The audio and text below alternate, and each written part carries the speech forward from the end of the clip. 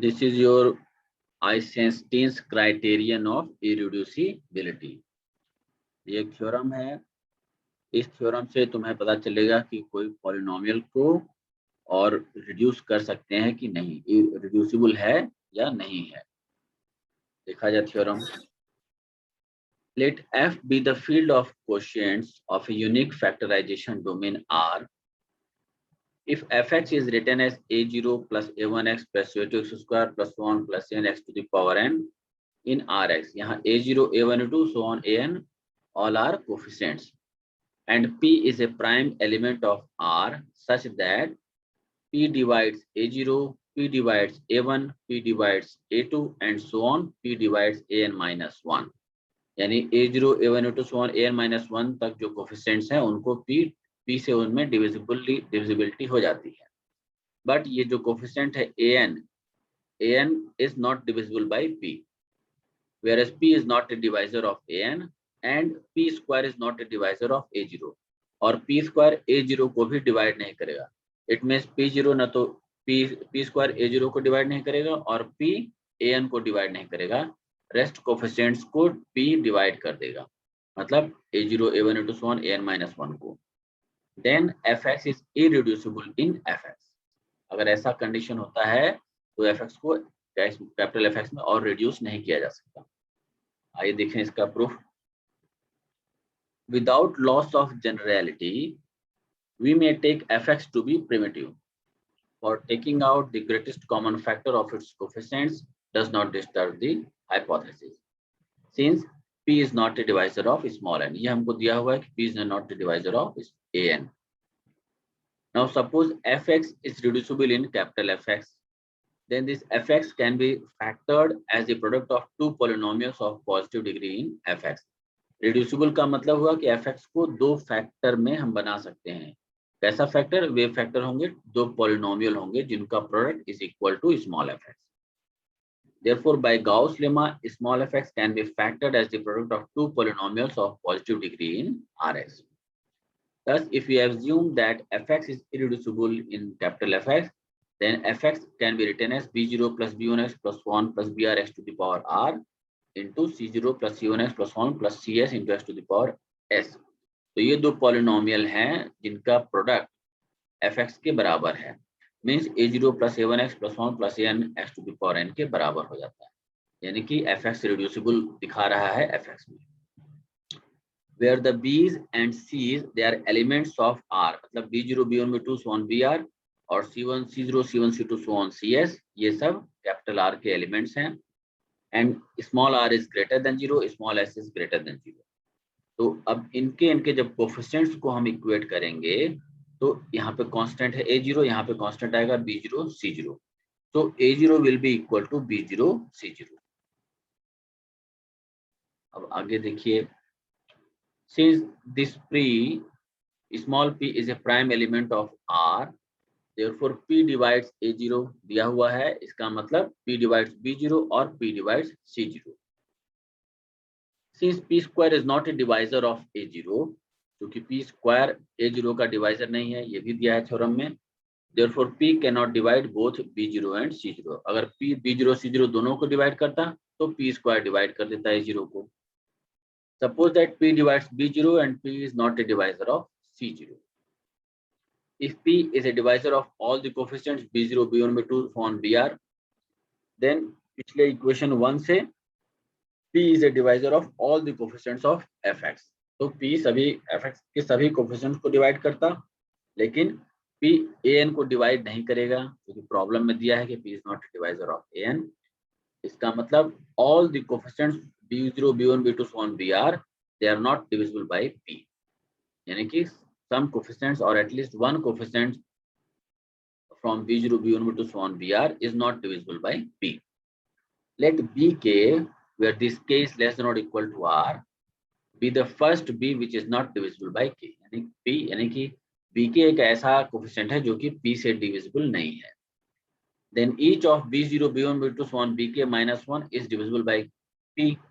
तो अगर bk नहीं डिविजिबल है तो बाकी b0 से bk minus 1 तक डिविजिबल होगा p से, and bk is not even divisible by p। Also k is less than n, क्योंकि fx का जो डिग्री है n है, so k will be less than n, since r is less than n।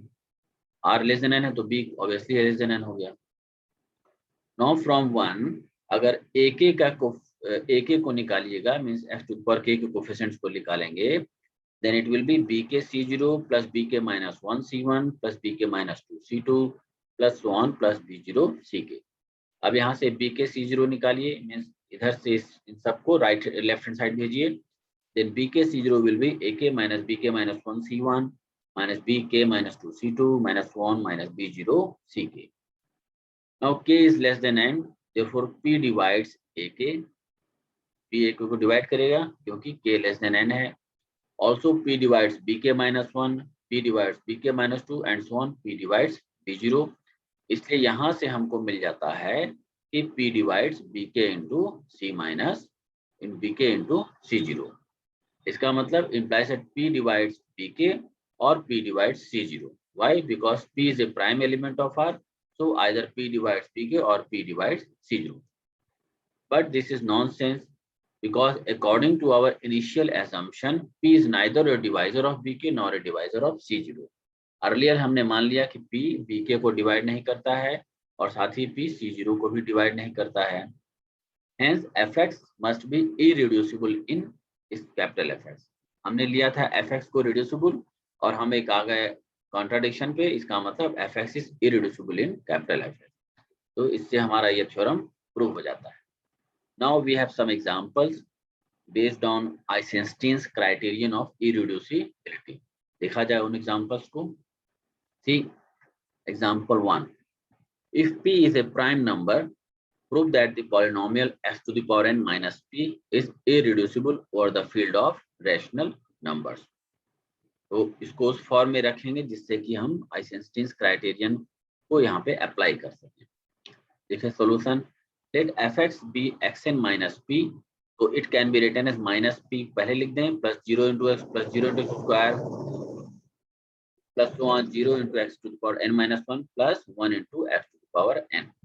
अब यहाँ पे देखिए p सारे को डिवाइड करता है, x जीरो को, इस जीरो को मैंने x के कोफिशिएंट को, x स्क्वायर कोफिशिएंट को, so on x to the power n minus 1 के कोफिशिएंट को p डिवाइड कर देगा because they are 0।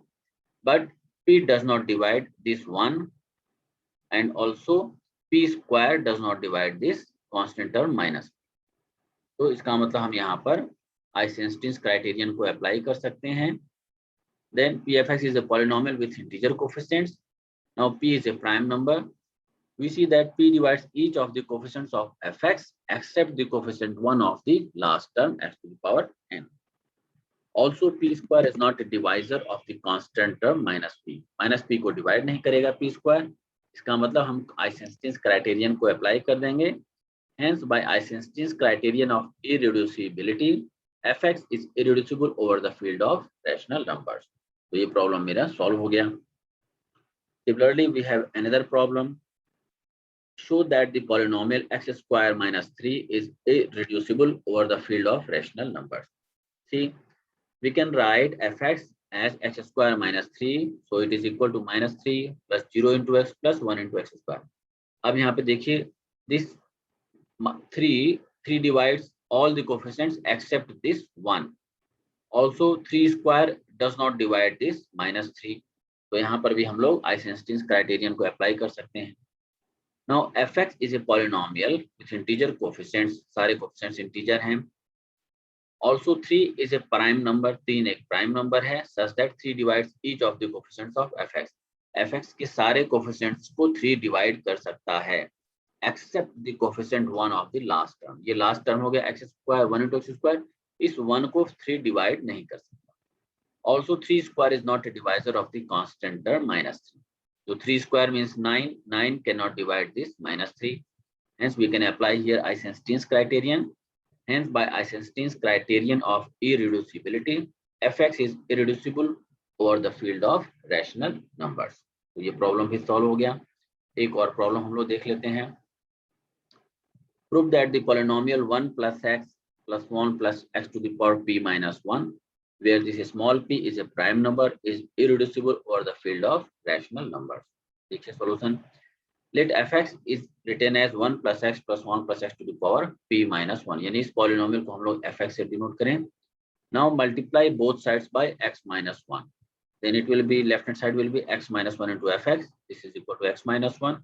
And in another bracket, x to the power p minus 1 plus x to the power p minus 2 plus 1 plus x plus 1.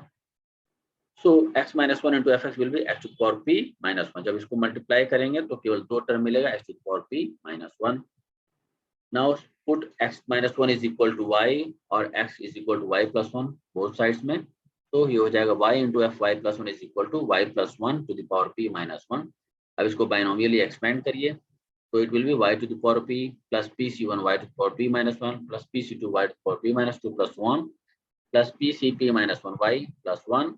ये हो गया expansion के बाद, और ये माइनस 1 लास्ट टर्म, और ये 1 माइनस 1 कैंसिल कर देगा एक दूसरे को. नाउ अभी this is equal to y to the power p plus pc1 y to the power p minus 1 plus pc2 y to the power p minus 2 plus 1 plus pcp minus 1 y. अब इसमें से y common ले लीजिए, तो this is equal to y into y to the power p minus 1 plus pc1 y to the power p minus 2 plus pc2 y to the power p minus 3 plus 1 plus pcp minus 2y plus pcp minus 1. c means ये combination का coefficients हैं. अब यहाँ y will cancel each other. Therefore f y plus 1 is equal to y to the power p minus 1 plus pc1 y to the power p minus 2 plus 1 plus pcp minus 1.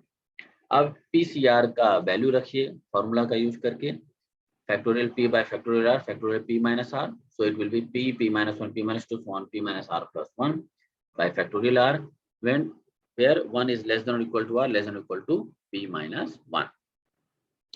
Now देखिए pcr is divisible by p. ये जो है इसमें p से divide कर सकते हैं because here it is p. For each 1 less than or equal to r less than or equal to p minus 1. And note that p is given to be a prime integer. Now fy plus y plus 1 is a polynomial with integer coefficients. Also p is a prime number such that p divides each of the coefficients of fy plus 1. fy plus 1 के सारे coefficients को divide कर देता है except the coefficient of y to the power p minus 1. जो y to the power p minus 1 का coefficient क्या है, 1 है. 1 को p divide नहीं कर सकता which is 1. Also p square is not a divisor of the constant term. ये constant term मेरा pcp minus 1 है, उसको p square divide नहीं करेगा. Why? Because pcp minus 1 is equal to p and p square cannot divide p. Therefore by Eisenstein's criterion of irreducibility, fy plus y plus 1 is irreducible over the field of rational numbers. Therefore your fx is irreducible over the field of rational numbers. So this completes the solution of this problem also. There is a problem for you to practice. Example 1. You can just note down this one and practice in your home. This is all about for today. If you have any query, you just message me. Also this lecture will be available on YouTube, so you can see there also. And if you have any comment to share, there is a comment section. You just type your comments